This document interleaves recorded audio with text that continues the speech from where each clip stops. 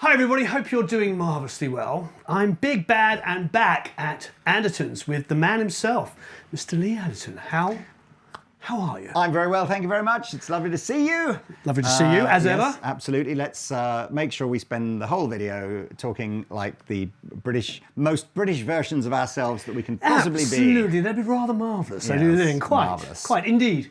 All right. He's got, he was telling me off camera a little bit of story. We might be able to find some B-roll of it, talking about this beautiful guitar here, which Paul Reed Smith himself actually souped up again.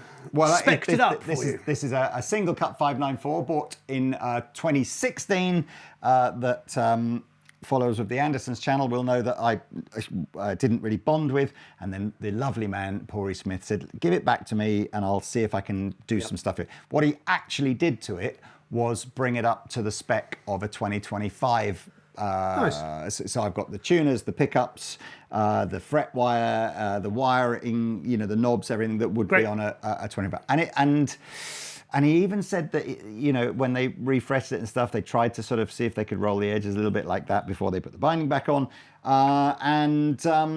Seems to work. I'm bonding like with it, don't you? But yes, but yes, these new McCarthy 3 pickups are quite differently voiced, I think, to what was on the old one. Anyway, that's the guitar. So we're trying out the Fen-tone, and to the best of my knowledge, and I could be wrong, I frequently am, is that this is a recreation of a microphone called a Fen-tone. I think they bought the name and recreated it.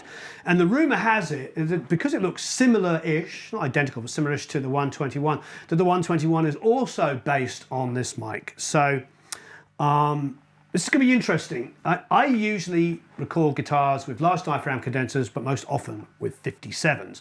But there is a very popular technique, which is employed by Mr. Anderton himself, which is to take a 121 and put a 57 against it and then blend the two together. So what we decided to do was that exact same principle, but with the Fen-tone and a 57 and the 121 and the 57. So what we've done is we've gone to the centre of this, what speaker did you say was in this cab? This is an Alnico Gold, Celestian Nice. Alnico Gold, yes. Lovely. So what we've done is, because we thought, well, we could do two performances, but doing two performances, you know, people could argue, we played softer that time. Exactly, I'll never play it the same Never play it the same way. And I want Lee to play it, because the other thing is when I play guitar, or any of us play guitar, we associate emotions with it. Mm-hmm.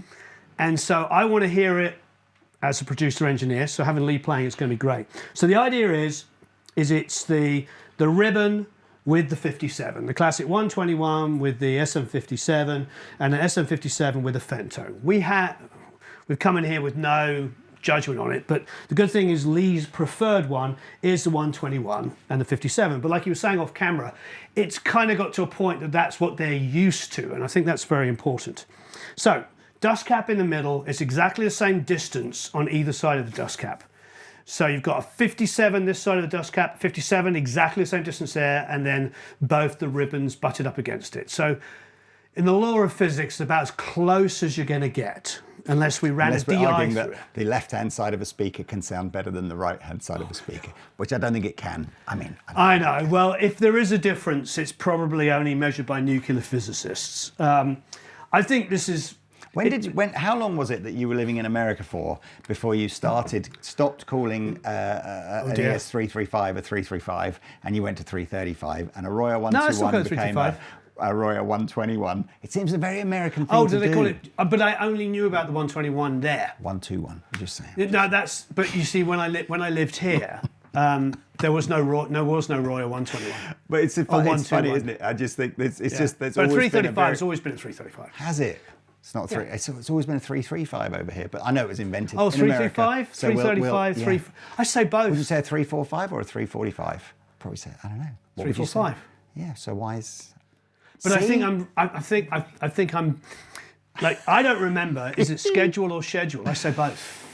That's a great question. Are you envelope or envelope? Envelope, definitely. Envelope. Envelope. It's very posh. Is it? Right. I don't know. I think so. Well, we're both, like, I grew up in Crookham, but it's about 3 miles from the Surrey border, yes. Northeast Hampshire. We're basically like Surrey boys, and definitely it was like envelope and the R sound. You say water, I think say water. it's schedule. It's a soft Schedule. Schedule. Probably closer to the German, yes? Anyway. Anyway, so we're doing our darndest now with that little thing to try and get it as... And we're not trying to prove anything here. We're just... What I want to do is record both. Presumably, are you a believer in... Although obviously when we're buying guitar amplifiers and stuff like that, you're not going to start changing the speaker every single time you want an overdrive sound or a clean sound or whatever like that. But genuinely, I think certain speakers lend themselves to clean sounds and certain speakers lend themselves to overdrive sounds. Are you the same when it comes to microphones, or do you think that as long as you know what you're doing, a good microphone, you know where to put it and all that kind of stuff can be anything to Good question. We did a video with your amazing guys here with Oz playing guitar, and he is like an indie guy, so he has his guitar tuned to B flat, and he has this 2-amp system, and his top amp is only low end. Well, it's got high end as well, but it's predominantly low end, and the other one is the reverse, like mids and above. And when it's not me and it's an artist, I always think outside the box, because I'm thinking to myself, I need to capture their sound. Obviously, I want to be the best version of their sound. But when it's me, the answer to your question is yes. I pretty much go 57 on a cab. We would have stuff permanently set up, like a 57 on my 412, which had vintage 20, it's not even vintage, original 25 watt Celestians in it. And I had a 57 on it. And I don't think I moved that mic for 10 years. Now, I did also use Pro Juniors. I also used my Carl Martin amp. I had a really good Carl Martin amp. And I did other things, but probably for 75% of every guitar part I did, I kept that 57 on that great speaker, in that great cab, and changed the heads. Right. So, but if you came in and you had your thing, I'd be capturing your thing. I'd put your amp down there. You were mentioning Tim Pierce and spending some time with Tim. That's when we went to his house. I think that's essentially what he does. He's built that little sort of soundproof box in his garage, and he's just got his favourite cabs with his favourite mics, lock the door, and then just change all the heads. And change the heads, change the pedals, whatever. But the cabs seem to be a real constant. Sorry, not just the cabs, the mics and the mic positions seem to be a real constant. Which is interesting, isn't it? Almost like once you find the spot, that's the spot, you know. It's probably where like Rabia's homemade, you know, that's where that probably comes into really great place, because you could have, conceivably, I suppose you'd have to have like a little camera in there. But, you know, these days you can buy those cameras for like £50 or something like that. So stick a camera in there and then just go to different mic positions. You can kind of mark it off and do that. That's, I don't know, we're going off tangents slightly. No, this is a good tangent. This is why I think when you get into the world of IRs and people sort of go, oh, you know, it's great, I've just downloaded, I've got like 3,000 new IRs, and I'm just like, I miss the point. It's like, because once you've found the one good one, like that's it. Once you've got the cab and you've put the mic in front of it and you go, that's it. Why? That's it. It's success. Nobody needs the ability to put 3,000 different IRs on a guitar tone, in my opinion. Well, good one. I understand that, yeah. If it's an absolutely amazing IR, I've got into the world of IRs, trust me, as well, in a big way. But I think, look, there's nothing better than having a lot of variables, and then there's nothing worse than having a lot of variables. I'm definitely in the latter. I don't want to be that. You know, if I've got half an hour to make my guitar sound better, I want to make it sound better because I've spent half an hour doing this. So I don't want it to sound I don't want it to be sounding better because I spent half an hour looking for an IR. But then I don't disagree with you. But then I suppose a lot of people would argue then and just use an amp sim, and life's great. You can just go to preset number 4 and then spend all your time. That's me. Preset number 4. Every time. Because then you don't have to use a mic. You don't have to use a mic pre. Oh yeah, no. I mean, look. You see what I'm saying? It's kind of. I know what you're saying, and I agree. But I think the beauty of doing this, and I know we talk about this a lot. I'm sure you talk about it a lot. I know I talk about it a lot. Is that what we're about to do here? Nobody else is going to be able to do. And if this happens to be a great tone, and you play a great part. We shall see. But you know what I mean? It's like, that's what's so beautiful about having gear. Yeah. Well, I mean, it's great that we're the same age basically, and we worked together in like at 21 years old or whatever it was. And you remember when, you know, everybody wanted a Steinway, didn't they? It was like, oh my God, a Steinway piano. And your crappy friend's piano or even your own piano was not as good. Now it's the opposite way around, isn't it? Now you can get a Steinway in the best recorded place, recorded by an absolute genius of an engineer, totally sampled within an inch of its life. But the problem is everybody can now have that Steinway. But what they don't have is your crappy out-tuned piano. You see what I'm saying? It's like it's all flipped over, isn't it? When we used to spend everything trying to get everything to sound clean. We were talking about that new Tascam pedal, or the JHS pedal trying to be a Tascam. Yeah. And I get it. It's like, you know, you and I would have spent our entire life trying to avoid pushing a channel strip into a point where it distorts. Yeah. But now it's a thing. I mean, maybe it always has been. I mean, there's certainly guitar players going back in, you know. Anyway, should we listen to some guitar? Yeah, no, Jimmy Page, plug into the front of a knee. Stephen Lipson, for all of like Grace Jones, all of those Frankie Goes to Hollywood, all those funk guitar parts he played that I used to try and figure out how he got the tone. I asked him, he goes, oh, we didn't have any time, so I took my Strat, plugged it into a Countryman DI, straight into the SSL. That's the guitar sound. And there's me as a kid going, how do you get that incredible, clean, funky guitar sound? Okay, so we've got a guitar amplifier which is pretty clean, but we've got an overdrive pedal which is on. Yep. So if I want to keep it kind of clean, I'm going to back the volume down on here, but you know.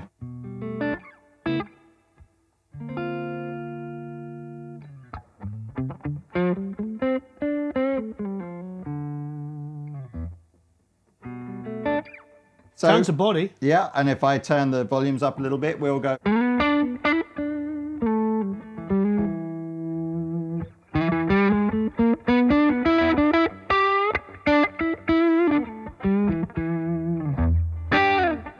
Nice little, I like the little chokes there. And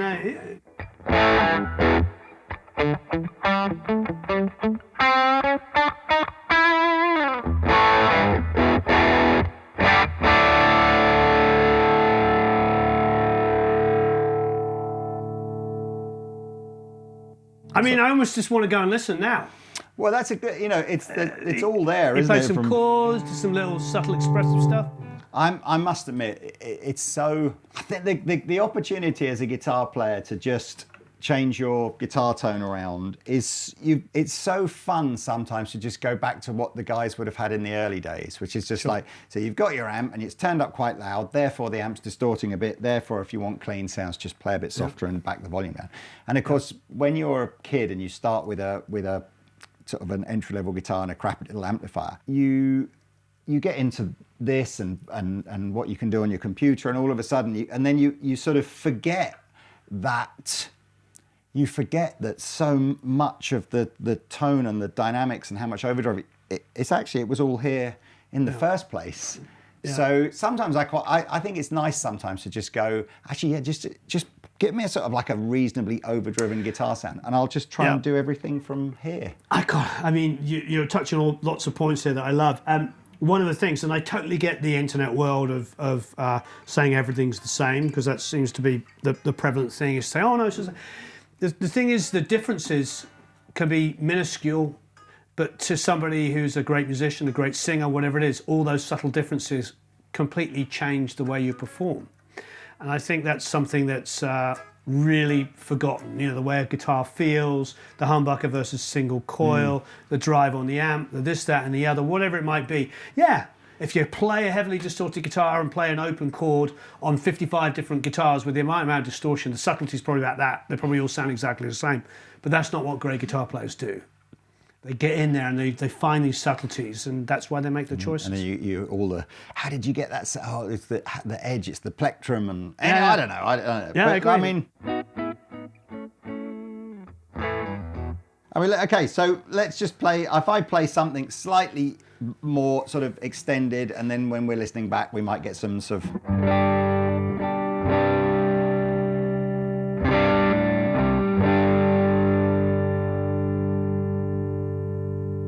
So that, for me, is super nice and fat. Probably too fat if you wanted to try and maybe put it on a record, but in isolation, it's a lovely... And that's sort of almost, actually no, it's maybe about 2/3 of the volume.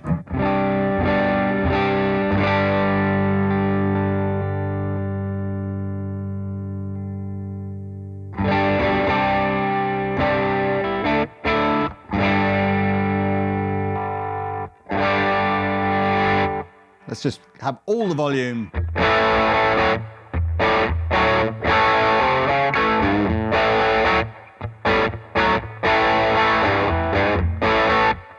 I'm not going to do anything genty. I'll just embarrass myself. So we'll stick within this sort of blues rock kind of vibe. And I guess if we wanted it really, really clean, we could do that.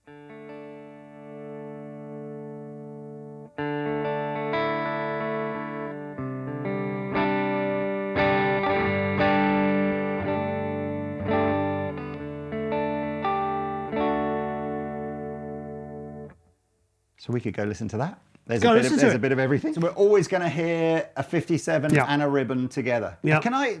Okay. And then afterwards we can hear the two 57s and make sure they sound identical. That's the other thing. You know, the crazy thing here is the 57 is. I know so many people that have got great guitar tone from 57, and it's such an affordable microphone. It is, yeah. And then you sort of throw in this idea that, oh, you got to have a ribbon as well. And then the next thing you go, well, I usually just use a 57. Well, that's why I kind of want to hear just how much, because a really good ribbon is like 10 times the price of a 57, right? So maybe 20 times the price of a 57. That one's about 5 times the price, and the other one is probably 10 times the price. Yeah. So what I mean is, like, are you getting, if you get your bass 57 tone and then add a ribbon, is it 10 times better or 5 times better, or is it like just a bit better? In which case, don't stress too much if you. Anyway, let's listen without knowing.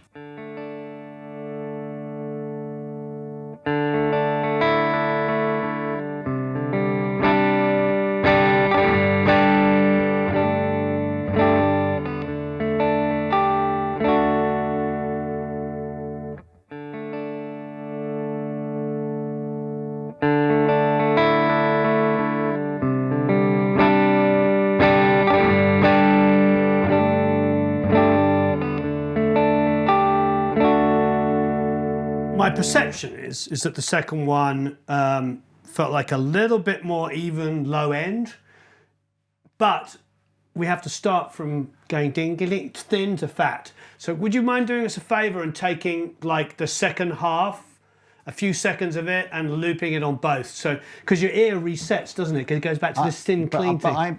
I hear this. So the first one to me sounded less like it did in the room. So the first one to me sounds like muffled, a bit more muffled, and potentially just like the second one sounded like it had a flatter, more even response with more clarity. Yeah, the low end was nice and even. It wasn't going up and down. But what I want to do is, because I know my ears would reset. Is that because when I'm that particular piece first part when it goes back to there, turned the volume up a thin, bit. So start from the bit where I don't.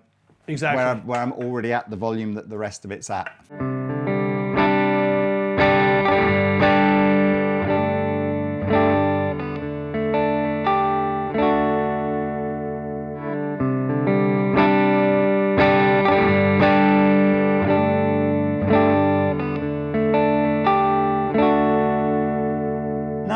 B sounds better to me.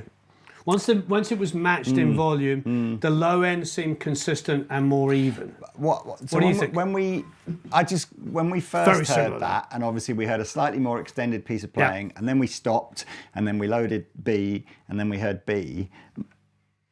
I don't know why, but my brain much preferred B. Yeah, same here. Where it's looping, and it's just going. My brain now marginally prefers B. Yeah. So it means that they're very, very similar, but we still think B is just a little bit more even on the low end. Yeah, it is how it. That's all it is. I think it's. I don't know why, and I don't know which bit of this you're going to include, but I was asking. Yep. Is the warm audio mic a copy of the Royer? And you're going. It's not. No, it's. So it's a copy of. I think the FenTone is the name of the original mic. Yeah. I could be wrong. Am I wrong? I think it's the original microphone. It's called the FenTone, and I think they're remaking the FenTone. And the discussion is that the Royer is somewhat, I'm not going to say it is based on the FenTone, but probably souped up and modernised and all that stuff. Because I certainly that would sort of make sense for me. It feels like the Royer was an attempt to make a better version of the FenTone. better. Yeah. And the warm audio is to make a copy of the FenTone. So I suppose without having the original FenTone, we don't know, do we? We don't know. It feels like on the Royer, this is assuming, of course, B is the Royer, that they've evened out the bass end of it and given it a little bit more clarity. But there we are. Should we do the same thing with an overdriven thing and see if we just see if like we the still same? prefer A and B? Yeah.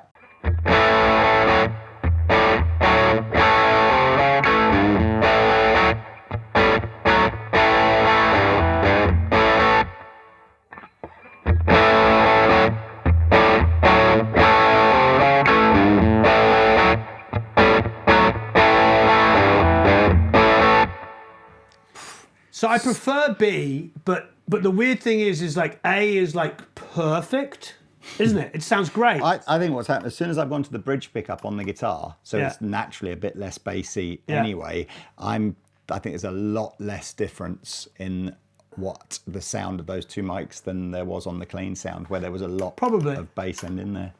But I actually felt like I liked the low end that was being exaggerated slightly by B. Can I hear it again, Oz? Because I'm not really... But I was almost wondering I could just probably bring down the low end, bring down the ribbon mic of B a little bit, and then I could probably get them to sound identical. Because the weird thing is like A just sounds, it could be a record. It's a great guitar sound, you know what I mean?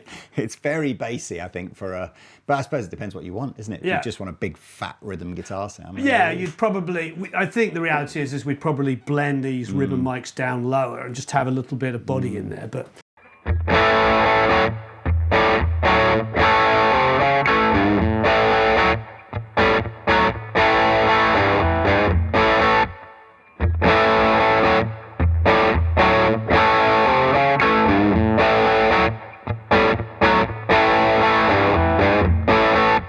Yeah, it's just got a bit more clarity, I think, the second one. Yeah, I love it. Do you know what's weird as well? That first noise on the first mic sort of goes, whereas on the second mic it doesn't. It's more connected. It's just a more pleasant. It also in my feels, opinion, anyway. No, it feels like it's connected. The two mic sounds feel more connected on the second one on B. So we've heard everything so far with a 57. Can you isolate those? So let's just do B because we like B.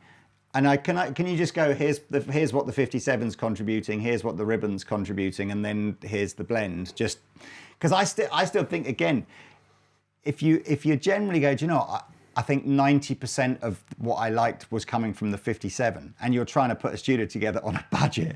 Yeah. Don't worry about not having the ribbon. Like, is the ribbon the cherry on top? Yeah, or is it like really important? I know a 57 is a great mic on a guitar, as do probably 99% of the people here. There's always going to be... We did a video on 57s like a year ago, which did very well, and people were like... A couple of people were like, the worst mic ever made. It's like, and then... I know a very good friend of mine, a very well-known engineer, got stuck in and started like naming like every major album that all was recorded with 57s. And you know, what can you do? I get it. Not everybody loves the sound of a 57, but there's no denying whether you don't like it or not. And we shouldn't use best, worst. Everything is so subjective, isn't it? But I agree. It's ridiculous to try and throw the 57 out as like, you know, a mic that, you know, you can't get a good guitar sound out I know, it's a silly thing to say. But okay, go on, let's go, Oz.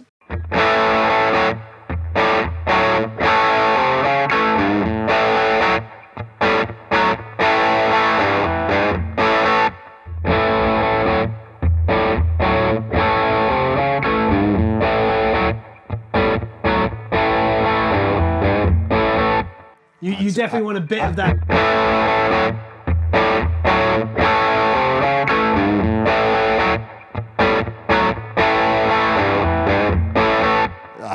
A great demonstration there of why the two go together so well, right? I think, going back to what we've said a couple of times before, I think in a perfect world we'd be blending the ribbon, whichever one it is, back in a little bit lower once we get the bass guitar in and stuff to figure out where it is. But we both can see, everyone can hear that it is it serves a purpose. And if I took again, I'm not the expert here by any means. So anybody with ears is an expert. So the 57 is kind of what do you call that? On axis. It's like it's straight They both on, are, yeah. right? They both are. And I think you said it's just to the side. They're of both the dust exactly cap. the same distance away from if this is the center of the cone, they're both either side of the dust cap. So when you hear about people taking that 57 and just moving it slightly off axis, so it's not necessarily pointing straight at the cap, it's maybe hitting 20 degrees or whatever the angle that you might want it to be at.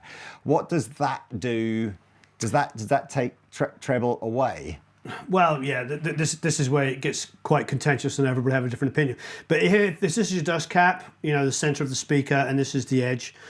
This is always going to be the brightest area, and the darkest area is always going to be on the edge. And that's just kind of the way it is. And then sometimes that can be really bright when they have a metal dust cap on it. Yeah. That can be quite aggressive. It's not going to be like that, obviously, on the Celestians. But it should be a little bit brighter. Now, some guys like Dave Jerden were obsessive. So here's the shape of a speaker when you see it like that. He'd point a mic like this. So it's pointing towards the angle of the paper cone. Exactly. Right, And then he would back mic it like that. Right. And then he'd flip the polarity of the back one. So they'd be exactly that. And then he'd blend the back one in and put a little bit of extra low end, because you probably know, standing behind an open back cap, you feel all this low end coming out. So that was a big part of his sound, especially on the smaller amps where he'd have like 8-inch speakers. He would do that and he'd make the guitars sound absolutely massive.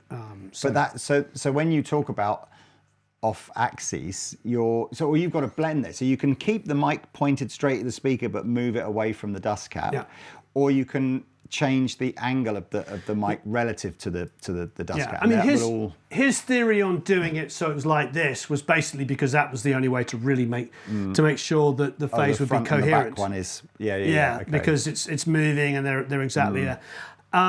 You can move it slightly on and off axis. I'll be honest, most engineers would agree that subtle differences are exactly that, subtle differences, and the difference we're hearing is quite big. It's I mean, it's not like we're not hating on either mic. They both sound great, but there's still definitely a more consistent low end. Do we need the reveal now? Are we going to say Can I tell you what I think? And I know what you think. What do you think? You just take a guess. Yeah, well, I mean, because I think this combination. It's going to be funny, isn't it? I know. So Pete and I on the Andertons channel have done a similar test, and we both preferred the Royer to the Warm Audio one, and we accepted that a lot of that may have been influenced by the familiarity, because we record everything using the Royer. Who was playing guitar, Pete? I think it was just Pete, wasn't it? Yeah. Anyway, so I'm gonna guess that the B was the Royer and A was the Warm Audio one. I suppose I should say I don't care which one comes out as the one that I prefer. I wouldn't say one is better. It's just what we prefer. Yeah, I definitely preferred the clarity of B. I agree. I think B is more even in the low end, more consistent, and I think it's the FenTone. You think B is FenTone? Yeah, and I have not. I have not used the 121 on a guitar for a long time. I'm going to say I think B was the Royer, but I don't know why. I mean, I just feel like it's got a characteristic of like some of the ribbons I've got, which are a little darker. Well, let's reveal. Maybe the 121 is a little bit more hi-fi. Yeah, maybe, which might. You ready? Yeah. You know? Yeah. Yeah. B is the FenTone. Yes. Wow. Well, that's really interesting. Well, that's just saved the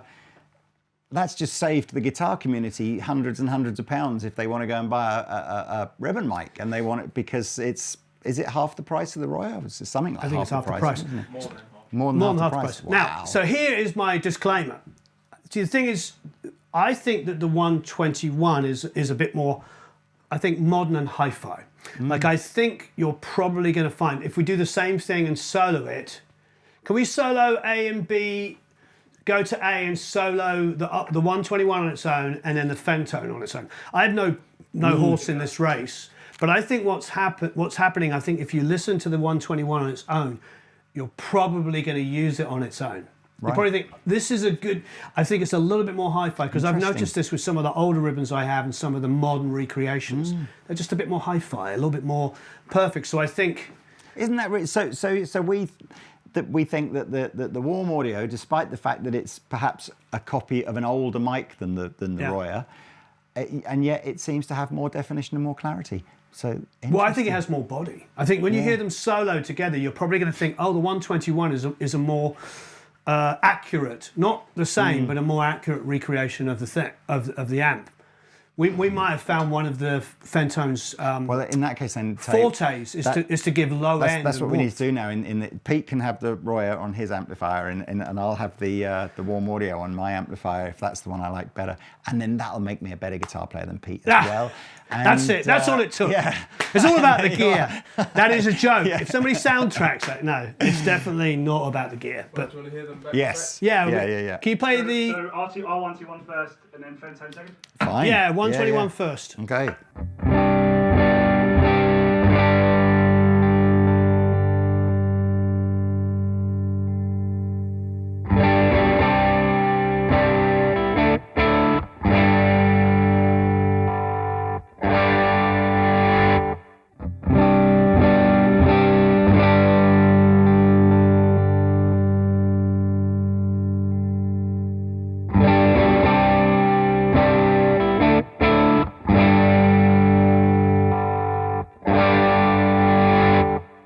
I rest my case. So it's like, so it's even and warm, but doesn't quite have the sparkle. It's like more consistent in the lows and the low mids.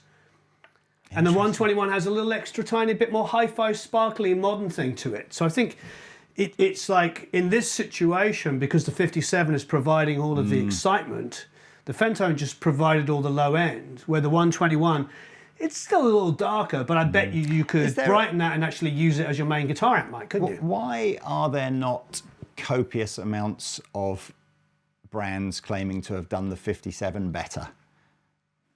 Like what is it? Is it almost because there's no money in it. Let's be really honest. It's a £100 mic. It's like a $99 if someone mic. said like I've taken the 57 and I've looked at it and we all sort of sit there and go it could do with a bit more bass end on its own and all that kind of stuff. Like why doesn't somebody just make that mic then? Because people do, and I've heard some that are slightly better. I thought Lewitt's attempt was like the 440. I actually thought it was as good, if not better, but it was also like 2.5 times the price. So I think, or maybe 1.5 times. The point is like, it's really difficult because Shure have been making it for so long and they've got it dialed in to make a mic that's going to improve on it. That's the next for the price challenge point. video, isn't it? So you go, right, I'm going to take the 57 and I'm going to take the warm audio thing, and that's the total combined budget of 700 or 800 quid or whatever it is like that. Yeah. I think it's something like that, isn't it? Yeah. It's like, what if I just had one mic and it could be, as long as it's less than 700 quid, but I'm thinking, you know, what is there that's like the 57, but it could be like 50 or $100 more than a 50. So you keep it under $200 still. Is there a mic that you'd go, do you know what? It's got the rasp of the 57, but it's got a bit more bass end. And actually, I think that would be an interesting challenge. Maybe we'll do it for Andertons. Maybe you'll do it on or both. Your Let's do it channel. again. Yeah, and actually go, because I kind of feel that's the still a 2-mic setup. You've got to have your 2 channels on your interface. You've got to outlay. You've got to have the clip. Even the clip, I think, for those are quite expensive, aren't they? The 2-mic clip. I still wonder, is there the what's the ultimate like one, and it's still relatively good value, like under a couple of $100. Is there that would be an interesting video. I don't know what the mic would be. Comment below if you've had some experience doing that. What's the mic? It's a tough one. I know when I worked with Dave Sardi, his whole thing was he'd always use large diaphragm condensers on guitars. You'd go that way, would you? Yeah, well that's what he would do. That we used to do. I mean, this is before Taylor was here, but we went through a phase like early Anderton stuff where I think we were kind of still trying to understand how to record guitars for YouTube, where we were using like a 414 or something like that. And looking back, I don't think we ever got great guitar tones doing that. Right. But a 57. Yeah, so 57 on its own was probably what we used for years. We used the Sontronics ribbon mic for a long time, you know that. Yeah. Yeah. I've got one of those. I'm interested. Well, maybe I am interested in, you know, do Bayer or Sennheiser, because what's the other super famous Sennheiser one that you put on? Is it 421 that you use on? 421s, people 421s get used a lot. But is that? They also do the is it 609? I've forgotten. Sorry, everybody. Yeah. But it's the square, like one side silver, one's gold, I think, or black and gold. I used to use those a lot, especially live, because you could put them through and dangle them over the cabs. I am okay. Well, there's another video for another day. As we, I think it's in a place that the 57 is so inexpensive. it's so recognizable. I mean, how many times have you said to somebody, I really like your guitar tone, what is it? And they go, oh, it's a Telecaster through a this and through a that with an SM57 on it. And you're like... Again, anecdotally, I don't get to meet, lots of producers and stuff like that, but if you're reading sleeve notes or whatever, like it's like, oh, 57, sounded great. Yeah. But if I'm got a guitar sound and I want to dial in a bit of low lows, this FenTone to me does that. That was something, again, with this video drags on, doesn't it? But that was something I was saying to Warren before. The objective on an Andertons YouTube video of miking a cabinet is to try and create a sound that the user hears that's what the amp sounds like in the room. And it might sound obvious. Of course, if you're recording for an album, you need a sound that fits with all the other instruments. Yeah. So even low end is even low end. Whichever way you shake it, that is going to be a really easy thing to mix. If you've got an even low end, you can get in there and you can go, well, I can just sculpt it. Yeah. If it's uneven, then you've got to boost it and I see. multiband compress it, or I'm joking, whatever you have to do, but you get the low end even. Then you can sculpt it along with the bass and have those two things sit together, or the keys, the Hammond or the piano, whatever it might be. If you've got an even low end, you're just going straight into the sculpting straight away. Yeah. Or you could just buy yourself a quad cortex and just, forget about all this. Or a Tonex, or a Kemper. Or a Kemper, or many other. And I guess, not necessarily that's my personal preference, but of course you can see why these things become so unbelievably popular, because, why spend half your life talking about mic placement when you could just go, here's the XLR cable, Mr. Soundman, plug that in. Anyway. Well, Lee, thank you ever so much. Thank you, sir. Thanks for having me over. Not at all. And I got to try this out and have some fun with it. So thanks, everyone. So long, farewell, auf Wiedersehen, au revoir, adios. Yes, all Leave those any things. comments or questions below. We'll see you all again very soon.